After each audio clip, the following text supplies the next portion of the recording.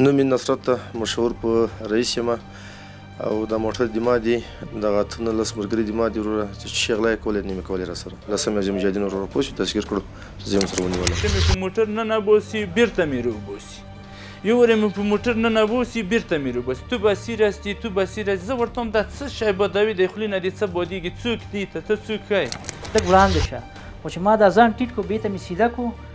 نو همدغه وخت کې ما نه جب والی او بیا دې 12 سړک کې رانه داسې تاو شولو دا موټران یې ورکړي وه نو بیا به دوی د سپاریانو په نامه باندې خلق پورته کول. رئیس مناصرت است کیسه‌گویی میکنیم در شهر کابل. نفر که پیش روی میشیست میگفت چوکی را پس کو پیش کو پیسه از او را میگرفتن.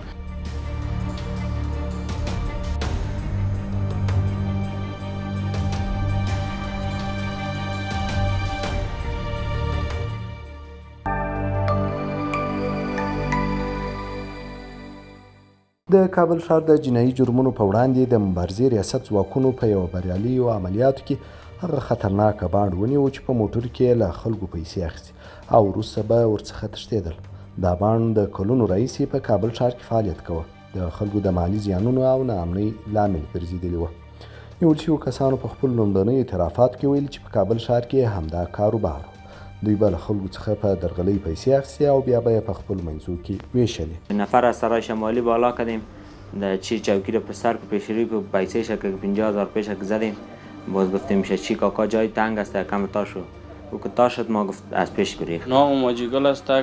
رئیس مناصرت است کیسه‌گویی میکنیم در شهر کابل. نفر که پیش روی میشیست میگفت چوکی را پس کو پیش کو پیسه از او را میگرفتن.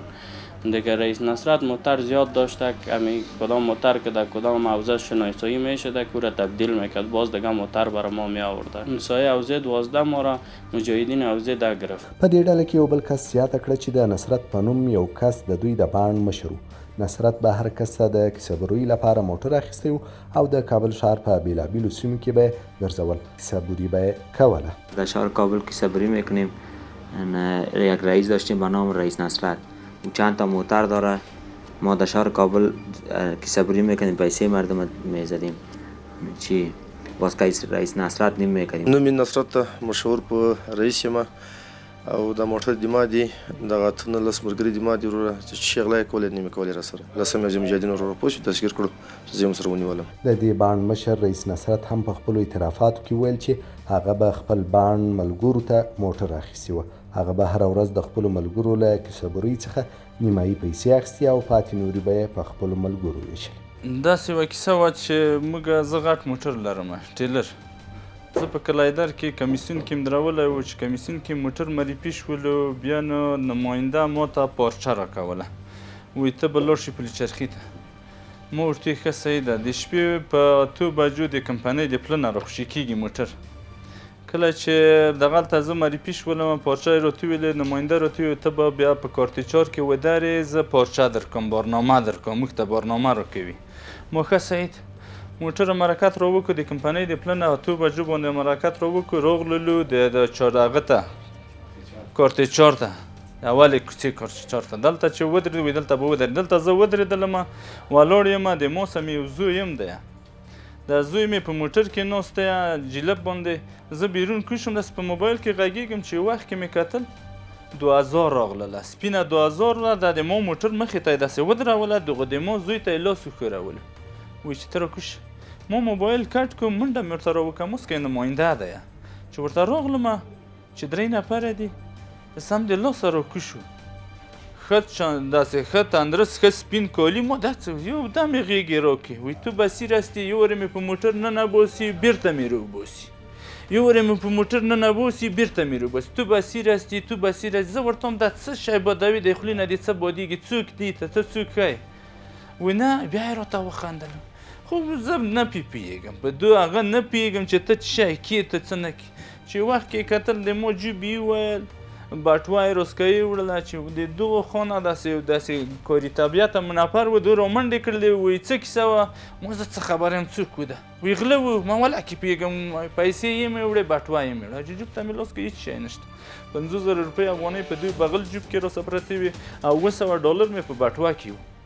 موټر راسکلاړو وتښتېدو اوس نو موټر اسکل راچالانده که په ډېر موټر اسکل موږ ورسپاره شولو زه یې په کات کې کېنولم زه ورته وایم چې لږ سبکات ځای خیر دی ما ونه غورځوی دی دو نه به مو زه دا به څه رقم ګیر کوي ته ودرېږه هغه کسان چې د دې بانډ له کیسهګوریو څخه زیانمن شوي دي له حکومت څخه ورته د سختې سزا غوښتنه کوي و د دوسه باید ډېر غټه جزا ورکړل شي ګوره موږ هم داسې واړه اولادونه په داسې تکلیفو هم ګټلي په دو ګرمیو کې چې داسې پارا او بیرا ته چې ځې دا ګرمی په داسې تکلیفو داسې یې راسکه واخیستلې داسې یې ریان کړلو چې یو څک وینم په وجود کې نه وه چې دا څک سیر یې راباندې وکړله د خپل ځانه خجالت شو د ټول مای ځان ته وګوره وجود ته ګوره په څه چل او پریب کې د سکه وایستې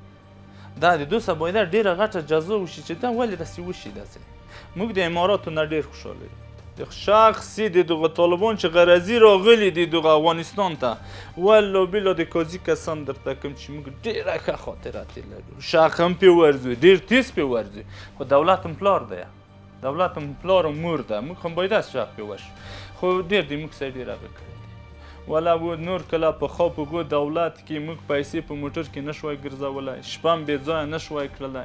غلې کېدې راسکه ویل کېدلو په 100 روپۍ موږ ویشتل شوي ډریوران تایپه په 100 روپۍ ویشتل شوې ده خو چا یې غږ نه پورته کولو اوس فضل د خدای دی که د ډریور دی که د مزدور دی که د هغه دی د ټولو غږ اورېدل کېږي او تېره د غریب سړي خو په دغه ځای کې داسې غږ اورېدل کېږي چې بیخي بېسده یاد متضرر کس د افغان ځواکونو د هڅو ستاینه کوي او زیاتوي چې په ډېر لنډ وخت کې یاد کسان ونیول بسم الله الرحمن الرحیم دا داسې چلو بس چې دفتر کې ناست وم د دفتر نه نو د افغانستان میچ تر اوسه مې مېلمه راته زنګ وکړ راځئ کور ته چې دا میچ وګورو نو زه ماښام لمونځ مې وکړ چې راووتلم چې راووتلم یو چرګ مې واغوستو ځان سره لاس کې مې نیولی و خو اتم سړک ته راووتم د قلعه فتح الله ډېر بیروبار و خو یو ټکسي موټر ودرېد د ټکسي رنګ 3 نفره شاته ناست یو مخکې نو زه هم د مخکې کس سره کېناستلم چې د نهم لسم سړک نه تېر شو نو د شاتني کس ما ته ویل دا چوکۍ د ډېر مخې ته راغلې دا شاته کړه نو ما دا چوکۍ رښتیا هم شاته کړه چې بېرته مې مخکې کول او شاته کول هغې کلکه نیولې وه وایي دا مخکې او شاته نه کېږي خو چې نه کېږي همدې وخت زما سر ټیټ و د بل کس دا مخکې چې را سره ناست و بیا کې داسې نیول او دې ته مې لږ وړاندې شه خو چې ما دا ځان ټیټ کړو بېرته مې سیده کړو نو همدغه وخت کې ما نه جب والی او بیا د 12 سړک کې رانه داسې تاو شول نو ما ورته وویل مخامخ په سلیم کاروان نه ځي وایي داسې لنډ وځو 12 سړک باندې چې راتاو شول نو دې پله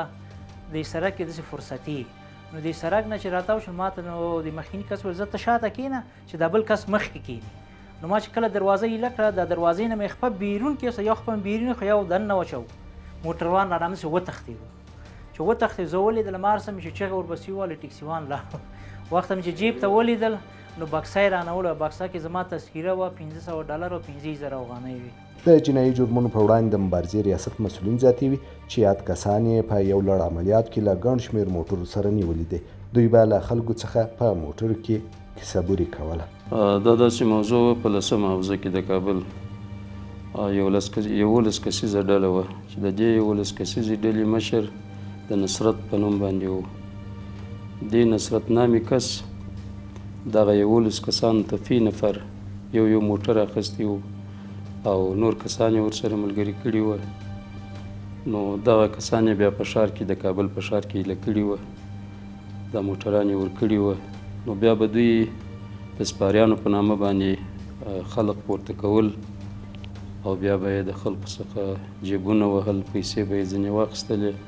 بیا به یې خلق ایله کړله چې الحمدلله بیا زموږ د ریاست د مربوطه مجاهدینو په جستجو او کوشش باندې دغه 11 کسیزه ډله په شمول د نصرت نامي چې رئیس یا مشر یې و دا تکیه سوله او دوسیه ورته جوړه سوله